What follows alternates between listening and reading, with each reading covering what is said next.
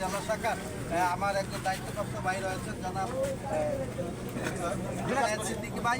আমরা জেনে নিব যে আজকে আসলে এই কর্মসূচি ওনারা কেন করছেন, ওনাদের দাবিটা।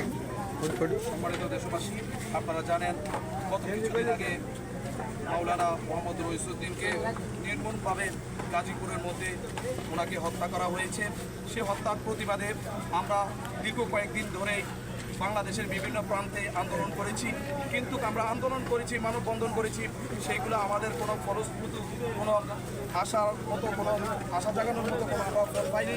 এই জন্য আজকে বাংলাদেশ ইসলামী ছাত্র সেনা কেন্দ্রীয়ভাবে ঘোষিত যে অবরোধ আছে 9টা থেকে 12টা, এই 9টা থেকে 12টা সারা দেশে যারা বাংলাদেশ ইসলামী ছাত্র সেনা আছে আপামু সুন্নি জনতা, এর পাশাপাশি সর্বস্তরের আপামু জনতা আজকের এই অবরোধকে সমর্থন জানিয়ে আজকে আমরা অবরোধ করছি। আমরা শান্তিপূর্ণভাবে এই অবরোধ করছি।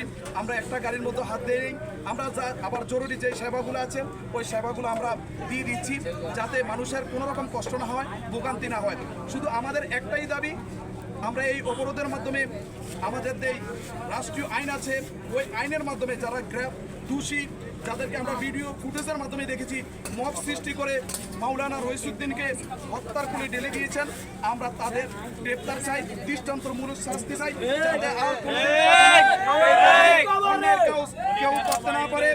যেই আলেমের পিছনে আমরা নামাজ পড়ি, চিন্তা করে দেখুন ওই আলেমকে আমরা মেরে ফেলি, তাহলে এই দেশ, আমরা জনগণ যারা আছি, আমরা কতটুকু সভ্য একটা সমাজ, আমাদের এখনো আমরা সভ্য হতে পারি নাই।